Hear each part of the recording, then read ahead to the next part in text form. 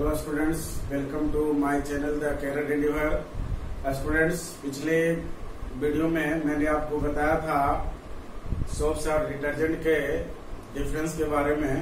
आज और कुछ ऑब्जेक्टिव्स बताए थे, जिसमें क्वेश्चन नंबर 1 से लेकर 6 तक आपको ऑब्जेक्टिव था। आज हम ऑब्जेक्टिव नंबर 7 से स्टार्ट कर रहे हैं।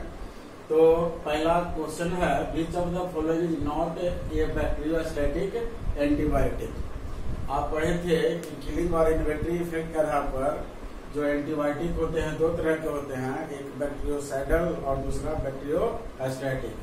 तो ये जो आप देख रहे हैं एरिथ्रोमाइसिन, टेरासाइक्लिन, क्लोरामफेनिकॉल और पेनिसिलिन, इसमें ए, बी और सी में जो चॉइस मेंशन किया हुआ है ये बैक्टीरियोसाइडल एंटीबायोटिक्स है, और बैक्टीरियोस्टैटिक जो एंटीबायोटिक्स है वो पेनिसिलिन है। नेक्स्ट हम लोग देखते हैं, the drug use for prevention of heart attack is. Heart attack में किस ड्रग का यूज किया जाता है उसके प्रिवेंशन के लिए? तो इसको ध्यान में रखना है आपको। एस्पिरिन का यूज किया जाता है हार्ट अटैक को प्रिवेंट करने के लिए। अब नेक्स्ट क्वेश्चन आपको है, बेबी टाल्कम पाउडर कंटेन्स। तो बेबी टाल्कम पाउडर में क्या होता है, तो इसको आप याद रखेंगे। यहाँ चॉइस है zinc acetate, boric acid, iodoform boric acid. C में है जिंक एसिटेट बोरिक एसिड, और डी में है आपको सोडियम एसिटेट और बोरिक एसिड। तो इसमें चॉइस आप सी याद रखेंगे। जो बेबी टाल्कम पाउडर होता है इसमें जिंक एसिटेट और बोरिक एसिड प्रेजेंट होते हैं। नेक्स्ट हम लोग देखते हैं 2-एसिटॉक्सी बेंजोइक एसिड। इसी को हम लोग एस्पिरिन कहते हैं। स्ट्रक्चरली आप इस तरह से लिख सकते हैं, बेंजीन लिखकर आप COOH ग्रुप एक कार्बन पर जोड़ेंगे और दूसरे कार्बन पर हम लोग जोड़ेंगे OCOCH3। तो इसको हम लोग नाम देते हैं 2-एसिटॉक्सी benzoic acid, that means aspirin. तो एस्पिरिन का यूज किया जाता है किस रूप में? तो पहला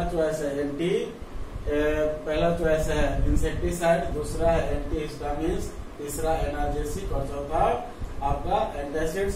तो इसका यूज हम लोग एनाल्जेसिक्स के रूप में करते हैं।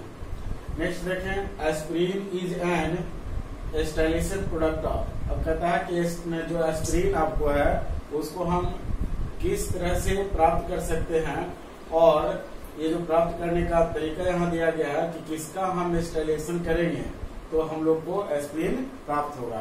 तो एस्पिरिन को प्राप्त करते हैं हम लोग ऑर्थो हाइड्रोक्सी बेंजोइक एसिड के एस्टाइलेशन से। अगर आप यहाँ रिएक्शन देखना चाहें तो जैसे देखें, ये आपका और ऑर्थो हाइड्रोक्सी बेंजोइक एसिड, तो देखिए ये आपका हो गया OH और ये हो गया COH। इसको लोग बोल रहे हैं ऑर्थो हाइड्रोक्सी बेंजोइक एसिड। अगर इसका हम लोग रिएक्शन करवा देते हैं एसिटाइल क्लोराइड के साथ, तो एसिटाइल क्लोराइड के साथ अगर आप इसको रिएक्शन करवाते हैं पायरिडीन के प्रेजेंस में,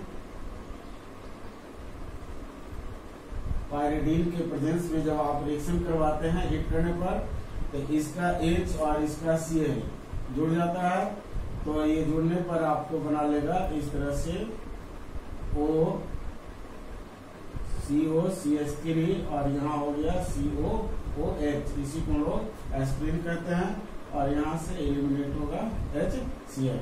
तो इस तरह से हम लोग ऑर्थो हाइड्रोक्सी फिनॉल को एसिटाइल क्लोराइड के साथ पायरिडीन की उपस्थिति में हिट करते हैं, तो हम लोग को एस्पिरिन प्राप्त होता है। नेक्स्ट हम लोग देखते हैं, 12th में लिखा है कि एक कंपाउंड है जिसका नाम हम लोग देंगे ऑर्थोक्रिसॉल, या अगर इसका नंबरिंग करें तो 1 2 3 4 5 6, तो 2 पोजीशन पर CH3 है, तो इसको हम लोग नाम देंगे 2-मिथाइल फिनॉल।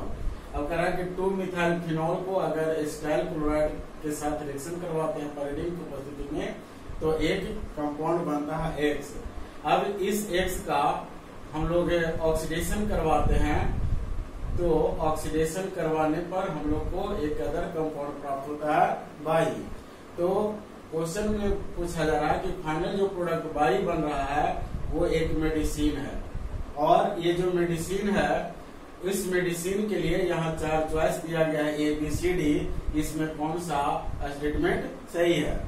तो ध्यान में रखें कि यहाँ लिखा है by is analgesic as well as antipyretic, तो ये बात भी सही है। By has anti blood clotting action, ये भी बात सही है। By helps to prevent heart attack, ये भी बात सही है। आंसर इसका होगा डी। ऐसा इसलिए हम बोल रहे हैं क्योंकि आप देखें कि इसका जब आप इंस्टॉलेशन करेंगे तो इस तरह से रिएक्शन होकर आप इंस्टॉलेशन अगर इसका करवाएंगे, तो मैं यहाँ प्रोडक्ट लिख दूं, इसका आप इंस्टॉलेशन करेंगे तो आपको यहाँ प्रोडक्ट बन जाएगा O और यहाँ बनेगा COCH3 और एलिमिनेट हो जाएगा आपको HCl, ये प्रोडक्ट बनेगा और यहाँ हम लोग जोड़ेंगे CH3। अब जो ये प्रोडक्ट बनेगा इसका हम लोग ऑक्सीडेशन करवाएंगे, तो ऑक्सीडेशन करवाते हैं तो ये जो CH3 है वो ऑक्सीडाइज हो जाएगा और इसके ऑक्सीडाइज होने पर ये जो हम लोग को प्रोडक्ट बनेगा यहाँ पर वो आपका होगा OCOCH3 और ये आपका बन जाएगा COOH और प्लस यहाँ से रिमूव होगा वाटर मॉलिक्यूल। तो यहाँ इसका हम लोग ऑक्सीडेशन करवा देंगे इसका, तो ऑक्सीडेशन करवा देते हैं और ये ऑक्सीडेशन जो नीचे दिया हुआ कंडीशन है उसके प्रेजेंस में करवाएंगे तो हम लोग को ये एस्पिरिन प्राप्त होता है। और ये जो एस्पिरिन है ये एनाल्जेसिक के रूप में भी यूज होता है, एंटीपायरेटिक के रूप में भी यूज होता है, ये anti blood clotting action show करता है, ये आपको हार्ट अटैक को प्रिवेंट करता है, ये एनाल्जेसिक के रूप में भी काम करता है। तो ये बात आपको ध्यान में रखना है। नेक्स्ट अगला क्वेश्चन हम लोग का है which of the following sets of reactants is used for the preparation of paracetamol from phenol. Phenol से अगर पैरासीटामोल बनाना है तो आप कैसे बनाएंगे, तो इसके लिए मैंने आपको ये जो पिछले वीडियो है जब हम पढ़ा रहे थे preparation of phenol, preparation of paracetamol from phenol, तो वहां हम रिएक्शन को मेंशन किए थे।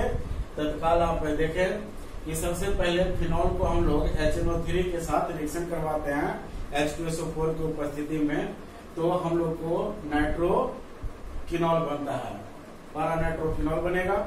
और पारानाइट्रोफिनॉल को अगर हम हाइड्रोजन के साथ रिडक्शन करवाते हैं तो पारा एमिनोफिनॉल बनता है। और वो पारा एमिनोफिनॉल को अगर हम लोग एस्टिक एनहाइड्राइड के साथ रिएक्शन करवाते हैं तो हम लोग को फाइनली पैरासीटामोल बनता है। इसका रिएक्शन पहले आपको हम बता चुके हैं, सिंपली आपको मैंने यहाँ वर्बली बोल दिया। नेक्स्ट आप देखेंगे question number 14, 0.2% solution of phenol acts as. तो आपका फिनॉल जो होता है ये एंटीसेप्टिक के जैसा भी बिहेव करता है और आपको ये बिहेव करता है डिसइंफेक्टेंट के भी जैसा। तो जब कंसंट्रेशन फिनॉल का ज्यादा होता है तो वो डिसइंफेक्टेंट के जैसा बिहेव करते हैं, लेकिन जब उसका कंसंट्रेशन कम हो तो ये एंटीसेप्टिक के जैसा बिहेव करता है। तो हम लोग यहाँ देखें जो इसका आंसर होगा वो एंटीसेप्टिक के रूप में होता है, मतलब 0.2% solution of phenol acts as antiseptic. Next हम लोग देखते हैं which of the following is cationic detergent. इसमें से आपको चॉइस चुनना है कि कौन इसमें केटाइनिक डिटर्जेंट्स का एग्जांपल है। तो केटाइनिक डिटर्जेंट्स आप पढ़े थे कि केटाइनिक डिटर्जेंट जो होता है उसमें उसका केटाइनिक जो पोर्शन होता है वो क्लीनिंग एक्शन शो करता है। तो देखिए ये हो गया केटाइनिक पोर्शन और ये इसमें हो गया एनायनिक पोर्शन और ये नॉन आयनिक पोर्शन होता है। आपको हम बताए थे कि जो डिटर्जेंट्स होते हैं वो 3 तरह के होते हैं, केटाइनिक डिटर्जेंट्स, एनायनिक डिटर्जेंट्स और नॉन आयनिक डिटर्जेंट्स। तो इसमें जो चॉइस है ये है और इसका नाम भी मैंने आपको बताया था सिटाइल ट्राइमिथाइल क्लोराइड। ये आपका एक एग्जाम्पल है केटाइनिक डिटर्जेंट का।